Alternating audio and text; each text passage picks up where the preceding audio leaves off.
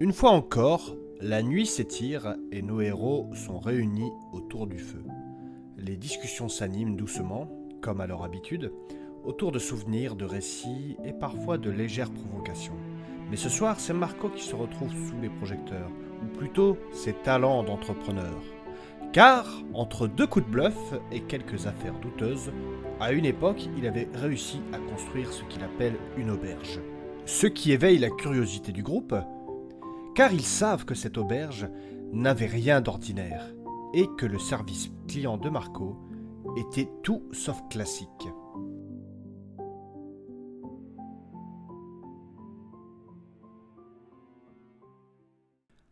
Avant de plonger dans cet épisode, voici une petite parenthèse. En attendant la saison 4, prévue pour septembre, cette mini-série vous propose de partager le quotidien de nos héros lors de leur voyage entre Mirabel et Perdrix. Des dialogues, des moments de vie et peut-être quelques surprises en chemin. Et si vous aimez ce podcast, pensez à laisser une note sur votre plateforme d'écoute préférée, à écrire un commentaire et surtout à en parler autour de vous, ça m'aide énormément. Et pour ceux qui veulent me soutenir encore plus, vous pouvez aussi me retrouver sur Tipeee. Merci à vous et bonne écoute.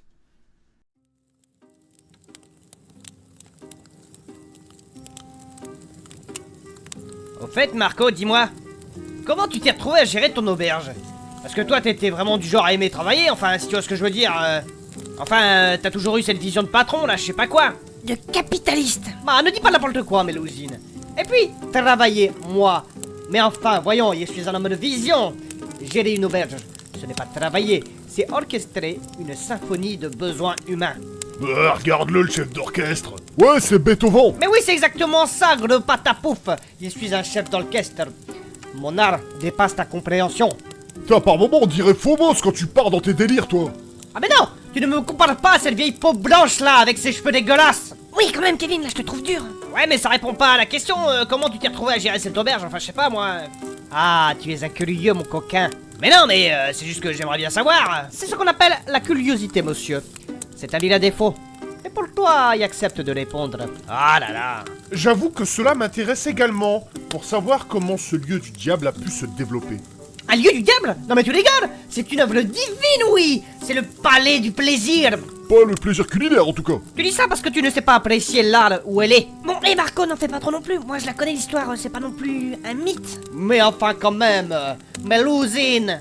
Bah si, ça avait commencé déjà avec un vieux bâtiment que t'avais retapé et... Ah, ne spoil pas, Mélusine. Ouais, je le vois venir pour ton auberge. T'as récupéré un vieux bâtiment, t'as changé de planche et t'as appelé ça une auberge, là, ton bistrot, là. Oh, mais Rox, ton manque de poésie me désespère. Ce bâtiment n'était pas qu'un tas de ruines, mais plutôt un diamant brut qui ne demandait qu'à être taillé. Ouais, ton boui-boui, il a été taillé pour tailler des pipes, en fait. Par la déesse. Bah, ne déforme pas tout, toi, le gros patapouf. Voyons, monsieur Kevin. Mais enfin, c'est pas à moi qu'il appartenait ce bâtiment, je l'écris juste. Oui, bah arrête de me couper. Oui, j'aimerais bien connaître la suite. Ah bah, elle est forte, celle-là. Bref. Moi, quand j'ai vu ce bâtiment, j'ai vu le potentiel caché. J'ai transformé cette misérable maison en un véritable lieu de vie, de confort, de rêve. Un lieu de vie, Bah quoi, Mélusine? Sérieusement, Marco, quand on est passé dans ton auberge, c'était l'orgie. C'était une maison close, ton truc. Ah, tu déformes tout, toi aussi, Mélusine. Ça reste un lieu de vie. Mais Marco, quand même... Je préfère le dire que c'est une auberge ou même un hôtel particulier où on répond aux besoins spécifiques de certains voyageurs. Tu joues sur les mots, là. Les gens y venaient pour se restaurer, passer la nuit. Ils demandaient un oreiller supplémentaire, si tu vois ce que je veux dire. Et nous, on répondait à leurs besoins. Ah ouais, en fait, tu faisais dans la literie. On peut dire ça. Le mec, il se prend pour le roi du matelas. Bah quoi, y a rien de mal à avoir besoin de 2 oreillers. Saturnin, quand on demande un oreiller supplémentaire, c'est pas ça que ça veut dire. Ah, d'accord. Oui, c'était des besoins plus spécifiques. Ah oui, maintenant que tu me le dis, je m'en souviens. Saturnin! Quoi, oui, non, Tu arrêtes ça tout de suite! Mais non, je disais ça parce que la bière, elle était bonne, quoi.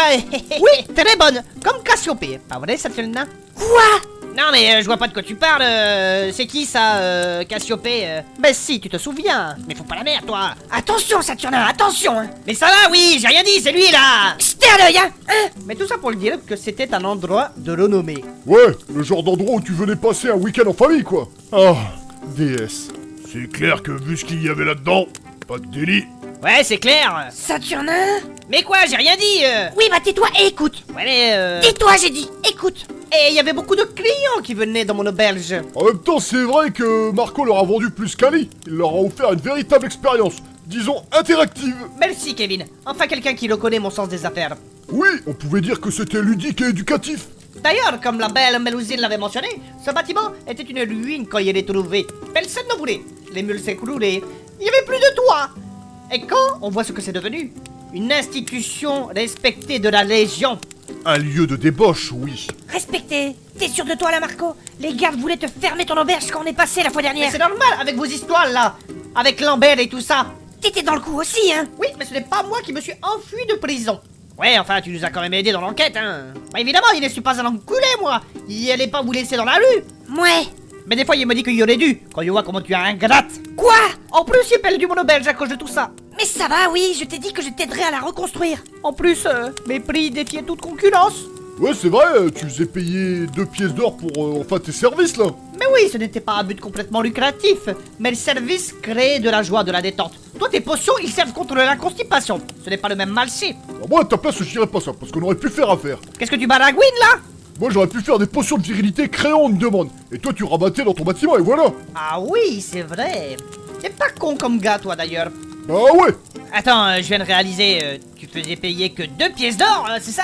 Saturnin, tu n'as pas d'argent à mettre là-dedans. Non, mais je sais, oui, je demande juste, je suis surpris, c'est tout. Ah oui, Saturnin, mais oui, mes prix défiaient toute concurrence. Tout ça pour des rencontres inoubliables. Oui, mais derrière, tu rognais sur tout. Tu n'avais même pas d'assurance pour ton auberge. Bah, il faut bien être concurrentiel, non? Et puis, des rencontres, oui, mais je parie que même là, vous preniez une commission. Oui, il avait comme mission de dépouiller les gens. Mais tais-toi, le gros patapouf. Ce n'est pas parce qu'on peut faire affaire que tu peux m'insulter comme ça. Et bien sûr que oui, il y avait ma petite com. Rien n'est gratuit dans la vie. Puis vous savez quoi? Tout ça, il est fait de mes propres mains. Il a reconstruit les murs, il a installé les lits, il a fait venir des travailleuses. Un vrai travail d'artiste. Oh, l'artiste il va se calmer là, hein. Oui, et son nom d'artiste, c'est Picassiette. Ou Léonard de Débris. Non, ce n'est pas vrai. On va t'appeler Charles maintenant, pour charlatan. Il t'emmerde de moi, les gros patapouf. Et donc, Marco, quand tu auras reconstruit ton auberge, c'est quoi la suite? Tu veux transformer ta grange en temple de la méditation? Ah, un temple de la méditation. Ce n'est pas bête, ça. Toi aussi, t'es pas conne comme Nana. Il pourrait faire une secte. Mais bref, Qu'est-ce que tu racontes là? rien. Ouais.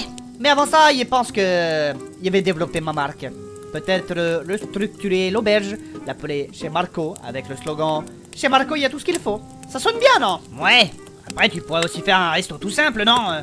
Saturnin, crois-moi, tu n'as pas envie de manger quoi que ce soit qui sort de la cuisine de chez Marco. Sauf si t'aimes les champignons. Oh, vous êtes infâme. Encore vos critiques, bande de jaloux. Mais un jour, vous verrez, mon auberge sera une légende.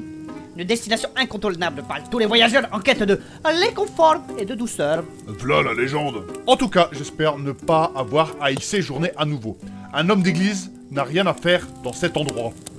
C'est quoi le problème avec les hommes de réglise? Voyons, monsieur Rox, c'est un lieu où le malin a élu domicile, où on se vautre dans le stupre avec la première venue. Ou alors, le premier venu dans tout cas. Ah, monsieur Kevin, s'il vous plaît. Mais tu sais, le grand dadé, il ne faut pas être timide comme ça. Il y a de tout dans mon bâtiment. Il a déjà vu des hommes d'église bien plus gradés que toi.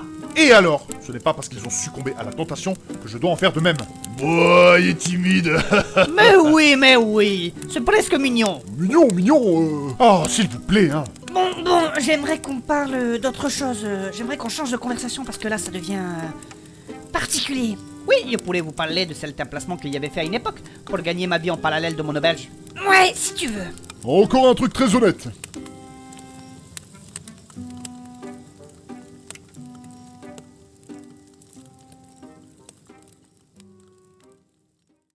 Merci d'avoir écouté cet épisode. Si vous avez apprécié ce moment, il y a plusieurs façons de m'aider à continuer cette aventure. Abonnez-vous à ce podcast sur votre plateforme préférée pour ne manquer en rien des prochains épisodes. Mettez une note et laissez un petit commentaire, cela m'aide énormément à faire connaître le podcast et à le faire grandir. Si vous voulez aller plus loin, vous pouvez me soutenir sur Tipeee, chaque contribution fait une vraie différence. Retrouvez toutes les informations et bonus sur mon site internet, le lien est dans ma description. Et pour ne rien manquer de mes actualités, rejoignez-moi sur Instagram et inscrivez-vous à ma newsletter. Merci pour votre soutien et à très bientôt pour le prochain épisode.